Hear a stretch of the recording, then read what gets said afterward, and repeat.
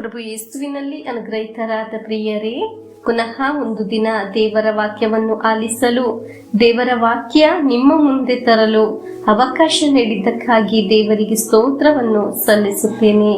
ವಾಕ್ಯವು ನಿಮಗೆ ಸಹಾಯ ಮಾಡಲಿ, ಬಲಪಡಿಸಲಿ. ಈ ವಾಕ್ಯದಲ್ಲಿ ಇರುವ ಉಳಿತು ನಿಮ್ಮ ಮೇಲೆ ಆವರಿಸಲಿ. ಇದುವರೆಗೂ ವಾಕ್ಯವನ್ನು ಆಲಿಸದವರಿಗೆ ವಾಕ್ಯವನ್ನು ಕಳಿಸಿಕೊಡಿರಿ. ನೀವು ಶುಭ ಸಂದೇಶ ಪ್ರಚಾರಕರಾಗಿ ಮಾರ್ಪಡುತ್ತಿದ್ದೀರಾ. ನಿಮ್ಮನ್ನು ನೋಡಿ ಸ್ವರ್ಗ ಸಂತೋಷಿಸುತ್ತಿದೆ.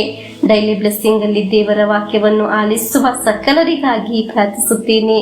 ಯೇಸು ಕ್ರಿಸ್ತರಲ್ಲಿ ನಾವು ಒಂದಾಗಿದ್ದೇವೆ. ದೇವರು ನಮ್ಮನ್ನು ಪ್ರೀತಿಸುತ್ತಾರೆ. ಹಲ್ಲೆಲೂಯಾ.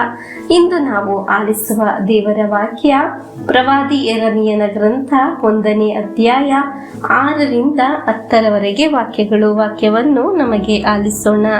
ಅದಕ್ಕೆ ನಾನು, ಅಯ್ಯೋ ಸ್ವಾಮಿ ಸರ್ವೇಶ್ವರ, ನಾನು ಮಾತು ಬಲ್ಲವನಲ್ಲ, ಇನ್ನೂ ತರುಣ ಎಂದು ಭಿನ್ನವಿಸಿದೆ. ಆಗ ಸರ್ವೇಶ್ವರ ನನಗೆ, ನಾನೊಬ್ಬ ತರುಣ ಎನ್ನಬೇಡ, ಯಾರ ಬಳಿಗೆ ನಿನ್ನನ್ನು ಕಳಿಸುತ್ತೇನೋ ಅವರೆಲ್ಲರ ಬಳಿಗೆ ನೀನು ಹೋಗಲೇಬೇಕು. ನಾನು ಆಜ್ಞಾಪಿಸುವುದನ್ನೆಲ್ಲ ನುಡಿಯಲೇಬೇಕು. ಅವರಿಗೆ ಅಂಜಬೇಡ, ನಿನ್ನನ್ನು ಕಾಪಾಡಲು ನಾನೇ ನಿನ್ನೊಂದಿಗೆ ಇರುತ್ತೇನೆ. ಇದು ಸರ್ವೇಶ್ವರನಾದ ನನ್ನ ಮಾತು ಎಂದು ಹೇಳಿದರು. ಬಳಿಕ ಸ್ವಾಮಿ ಕೈಚಾಚಿ ನನ್ನ ಬಾಯನ್ನು ಮುಟ್ಟಿ, ಇಗೋ, ನಿನ್ನ ಬಾಯಲ್ಲಿ ನನ್ನ ಮಾತುಗಳನ್ನು ಇಟ್ಟಿದ್ದೇನೆ.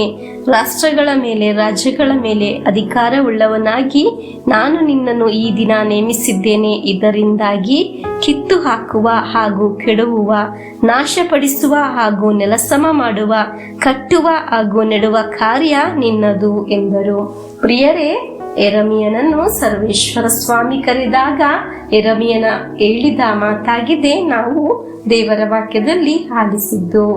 ಅನೇಕರು ಹೇಳುತ್ತಾರೆ, ನನಗೆ ಶಕ್ತಿ ಇಲ್ಲ, ನನಗೆ ಮಾತು ಬರುವುದಿಲ್ಲ, ನನಗೆ ಬಲವಿಲ್ಲ, ನನಗೆ ಶಕ್ತಿ ಇಲ್ಲ, ನನಗೊಂದು ಮನೆ ಇಲ್ಲ, ನನಗೊಂದು ಅಂದಚಂದವಿಲ್ಲ ಎಂದು.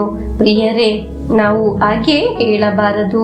ಬಲಹೀನನನ್ನು ಶಕ್ತನಾಗಿ ಮಾಡಲು ದೇವರಿಗೆ ಸಾಧ್ಯ.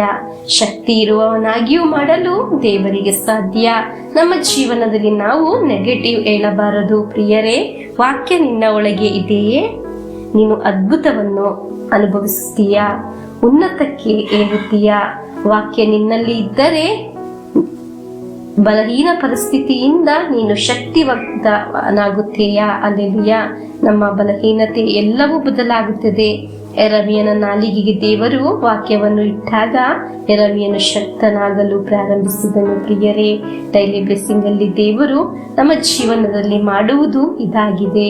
ದೇವರ ವಾಕ್ಯವನ್ನು ನಮ್ಮ ನಾಲಿಗೆಯಲ್ಲಿ, ನಮ್ಮ ಹೃದಯದಲ್ಲಿ ಪ್ರತಿಷ್ಠಾಪಿಸೋಣ.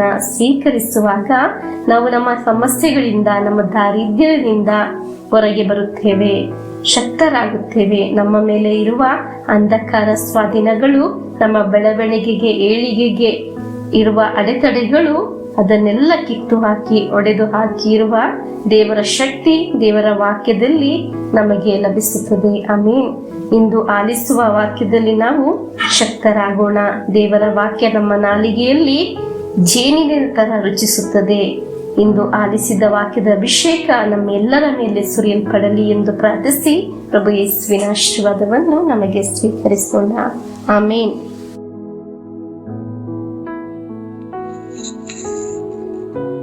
ನಮ್ಮ ಪ್ರಭು ಯೇಸು ಕ್ರಿಸ್ತರ ವರಪ್ರಸಾದವು, ದೇವರ ಪ್ರೀತಿಯು, ಪವಿತ್ರಾತ್ಮರ ಅನ್ಯೋನ್ಯತೆಯು ನಿಮ್ಮೊಡನ ಇರಲಿ. ರೋಗದಿಂದ, ಅಪಘಾತದಿಂದ, ವಂಚನೆಯಿಂದ, ನಿರಾಶೆಯಿಂದ ಸ್ವರ್ಗದ ದೇವರು ನಿಮ್ಮನ್ನು ಅದ್ಭುತವಾಗಿ ಸಂರಕ್ಷಿಸಲಿ. ದೀರ್ಘಾಯುಸ್ಸು, ಆರೋಗ್ಯ, ಸಮಾಧಾನ, ಸಂತೋಷ ಉಂಟಾಗಲಿ. ಪಿತನ, ಸುತನ, ಪವಿತ್ರಾತ್ಮರ ನಾಮದಲ್ಲಿ ಆಮೇನ್.